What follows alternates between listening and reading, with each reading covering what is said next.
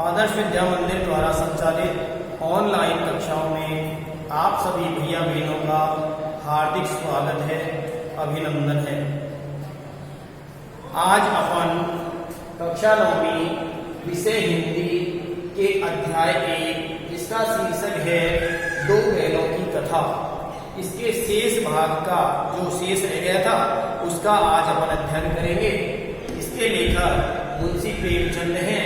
तो अपन ने अब तक इस पाठ की 3 कहानियों का अध्ययन किया था। आज चौथे भाग का अपन अध्ययन करेंगे।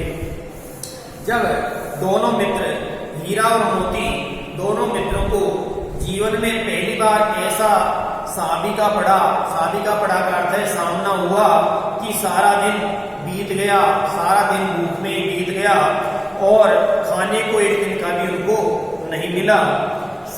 समझ में नहीं आता था ये कैसा स्वामी है, इससे तो गया भी बहुत अच्छा था।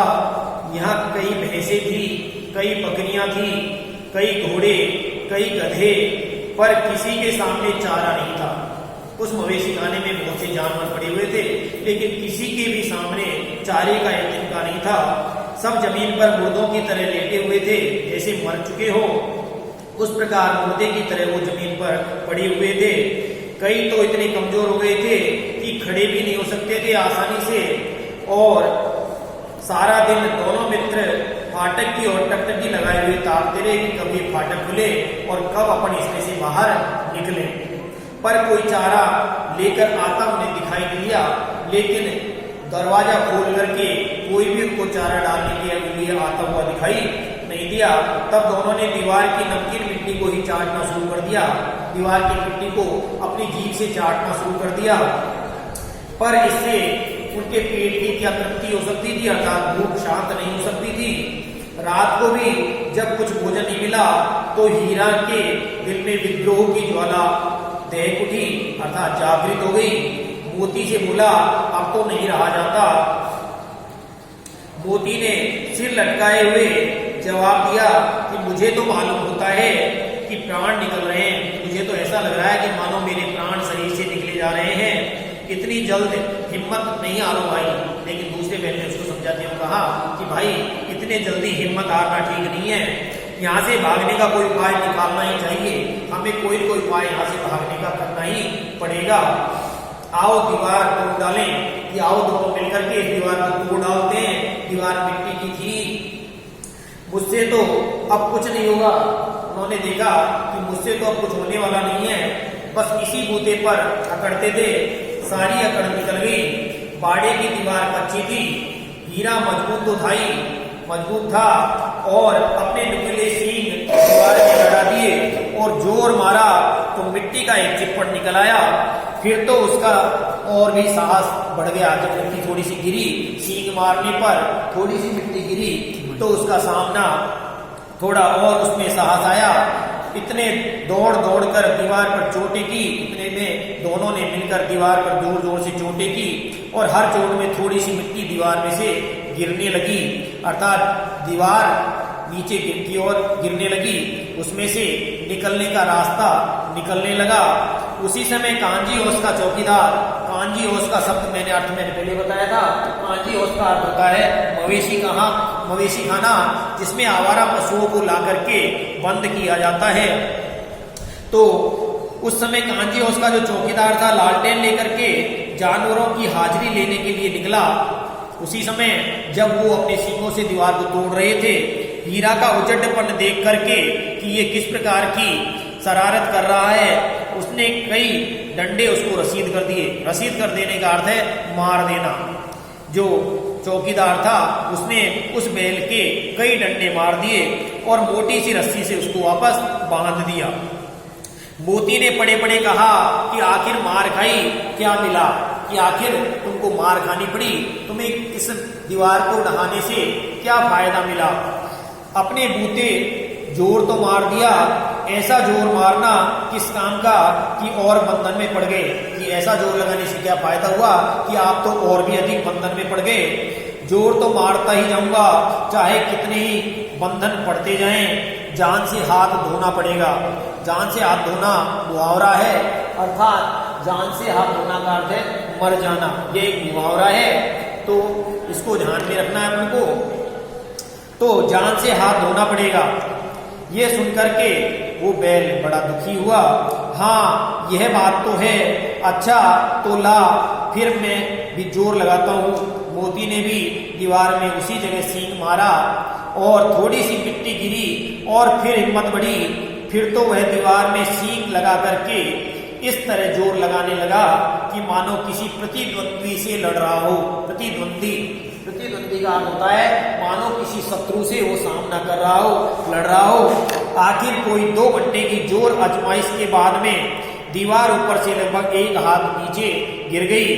उसने दूनी शक्ति से दूसरा धक्का मारा तो आधी दीवार गिर पड़ी। दीवार का गिरना था कि अधमरे से पड़े हुए सभी जानवर जागृत हो गए, चेत गए और तीनों घोड़ियां सरपट भाग करके उसमें से मवेशी खाने में से बाहर हो गई, निकल गई। फिर बकरियां निकल गई, इसके बाद भैंसें भी खिसक गई, पर गधे अभी तक ज्यों के त्यों खड़े थे, उन्होंने भागने का साहस नहीं किया। हीरा ने पूछा, तुम दोनों क्यों नहीं भाग जाते? एक गधे ने कहा, जो कहीं फिर पकड़ लिए जाएं तो क्या हर्ज है, अभी तो भागने का अवसर है, भाग सकते हो आसानी से, इसलिए भाग जाओ। हमें तो डर लगता है, हम यहीं पड़े रहेंगे। लेकिन गधों ने कहा कि हमें तो डर लगता है, हम तो यहीं पड़े रहेंगे। आधी रात से ऊपर जा चुकी थी, आधी रात बीत चुकी थी। दोनों गधे अभी तक खड़े सोच रहे थे कि भागे या नहीं भागे, और मोती अपने मित्र की रस्सी तोड़ने में लगा हुआ था। जब वह हार गया तो हीरा ने कहा, तुम जाओ, मुझे यहीं पड़ा रहने दो, शायद कहीं वापस अपनी भेंट हो जाएगी। मोती ने आंखों में आंसू ला करके कहा, तुम मुझे इतना स्वार्थी कैसे समझते हो हीरा? हम और तुम दोनों इतने एक साथ रहे हैं, आज तुम विपत्ति में पड़ गए। विपत्ति का अर्थ होता है संकट, कि आज तुम संकट में पड़ गए हो और मैं तुम्हें छोड़ करके अलग हो जाऊं। हीरा ने कहा, बहुत मार पड़ेगी, लोग समझ जाएंगे यह तुम्हारी शरारत है। मोती गर्व से बोला कि जिस अपराध के लिए तुम्हारे गले में बंधन पड़ा है, उसके लिए अगर मुझ पर मार पड़े तो क्या चिंता की बात है। इतना तो हो ही गया कि 9-10 प्राणियों की जान आसानी से बच गई। उतने प्राणियों की तो अपन ने जान बचा दी है, वे सब तो हमें आशीर्वाद देंगे ही।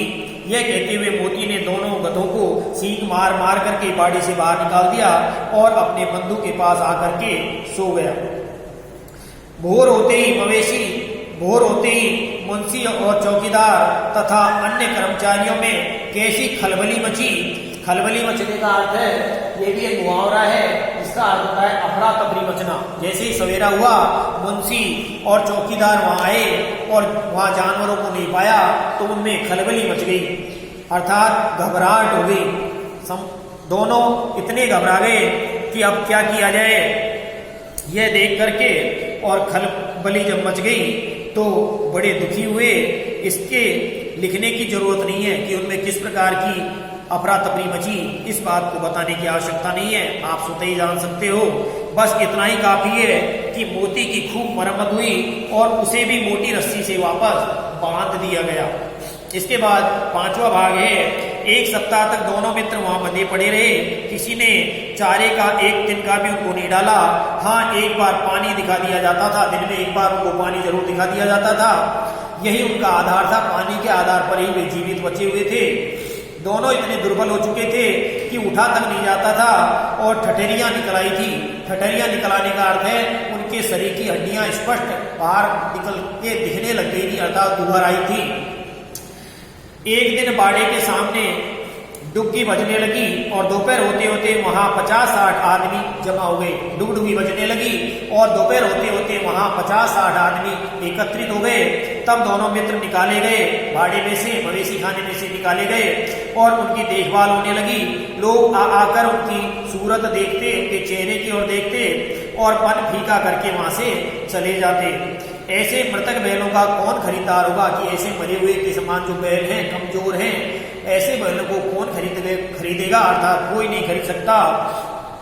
सहसा एक डडियल आदमी, लंबी लंबी दाढ़ियों वाला एक आदमी जिसकी आंखें लाल थी और मुद्रा अत्यंत कठोर थी, वह आया और दोनों मित्रों के कूलों में उंगली गोद करके मुंशी जी से बातें करने लगा।